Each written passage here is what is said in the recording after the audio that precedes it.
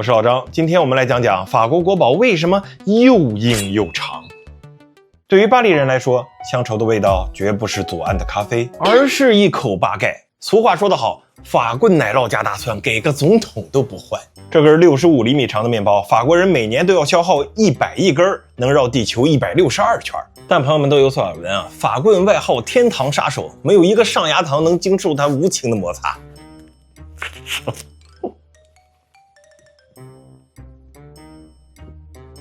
这不是道具啊，这是真法棍。这玩意儿这么硬，法国人为什么爱吃呢？答案啊，还真就是这块面包皮。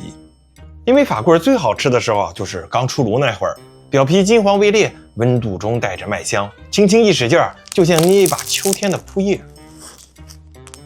脆度好似煎饼果子里头刚炸出来的果篦儿，但味道上又少了几分油腻。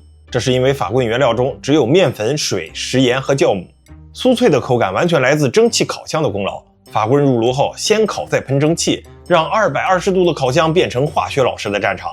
面包表面的淀粉糊化形成硬核，又在氨基酸和还原糖的反应中变黄、变酥、变脆。而长条的形状能使脆壳面积最大化，让整根法棍都给你提供欲罢不能的酥感。法国人为此专门发明了一个形容词，叫 croustillant。而这个法国老饕面对新鲜的法棍，则发明了一种非常地道的吃法啊，我把它叫做断头台。看到这一节没有啊？这一节叫做 guignon， 是法棍的精华。趁热的时候啊，咔吧拧下来啊，又香又嫩。这口感外焦里嫩，味道大繁至简，是对这个新鲜法棍最佳的赞赏。但只要一凉，一根新鲜的法棍所有优点啊都会坍塌成缺点。这没糖没油，壳薄瓤少，一旦冷却，这个水分就会快速逃跑，淀粉回缩，让这法棍啊上午吃起来是松软可口，但一凉就能敲晕野狗。别人啊都是时刻挑食材，这个好吃那个不好吃，法棍呢反过来挑时刻，对不起你来晚了，我不好吃了。这么奇葩的食材是哪个大聪明发明的呢？关于这法棍的历史，在不同的人群当中流传着3个传说。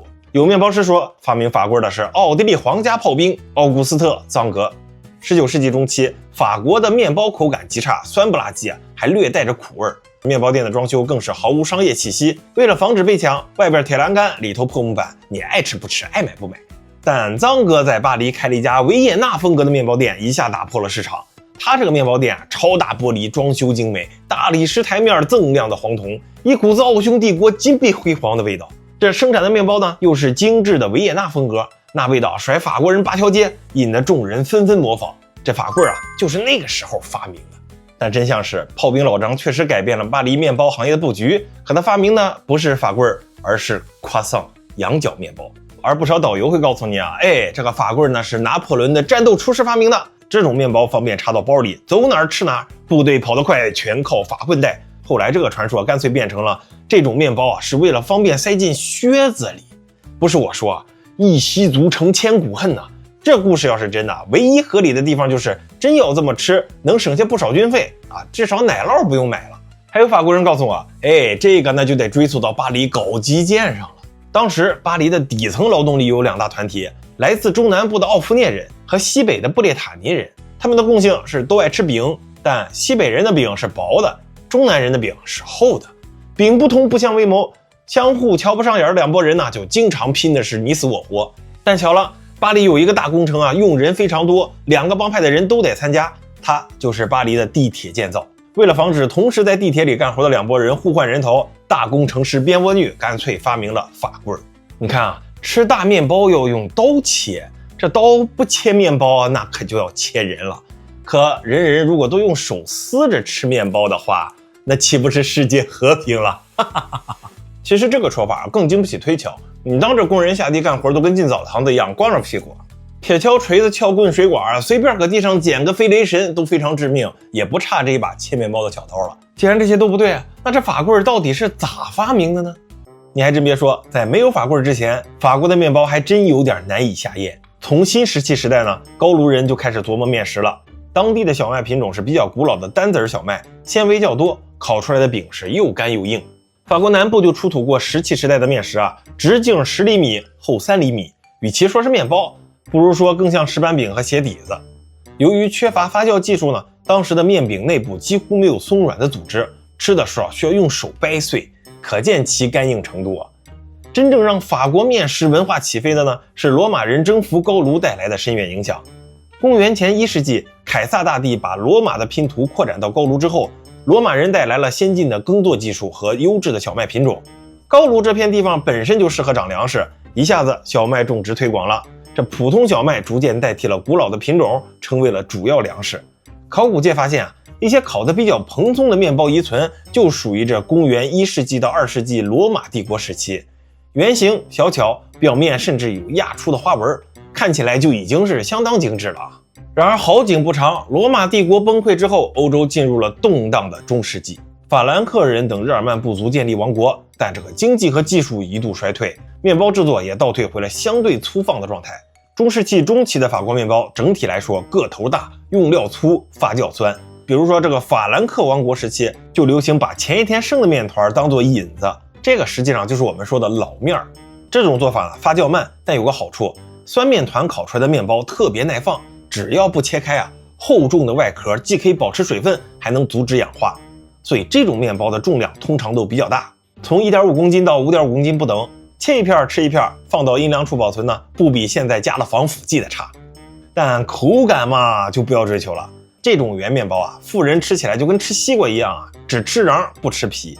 所以这个时候法国人的面包离这美味2个字还差着10万8千里只是为了果腹。接下来的几个世纪，法国帝国更迭，土地兼并，灾害战争，粮价飞涨，酸酸的老面面包也不是顿顿都能吃上了。你就好比说卡佩王朝初期，法国发生了严重饥荒，根据修道士拉沃尔的记载，人走着走着就死了，尸体经常堆积在城门口，甚至有的时候只能吃人。到了1030年，欧洲连年暴雨，谷物腐烂，面包别说好吃了，就不好吃的它也供应不上。不少人都以为这完了，世界末日就要来了。这中世纪的法国面包根本就谈不上好吃，可这个情况到了18世纪它也没好多少。法国大革命简史中写道，18世纪普通工人平均要将日工资的1半用来购买面包，但是小麦欠收之后，面包价格飞涨，占据了工人88%的工资。面包问题最终引发了社会矛盾。1775年发明了著名的面粉战争，这实际上不是一次战争，而是一系列因为面包价格暴涨而引发的饥民骚乱。农民和城市穷人抢夺粮仓，抗议商人囤粮，场面一度失控，最后甚至需要军队镇压。无数的小革命最终汇成了大革命，让法国成为了世界级革命老区。由此可见这个面包好不好吃，对这时候的法国人来说根本就不重要，只要能吃得上，怎么地都行。但是这法国人真不挑吗？有一种面包可以现身说法，叫平等面包。1793年雅各宾派掌权的时期通过了一项著名法令，平等政体下不再有富人面包和穷人面包之分，所有公民必须吃同一种面包。于是全国所有烘焙坊只能烤一种面包，这个统一的口粮就是平等面包。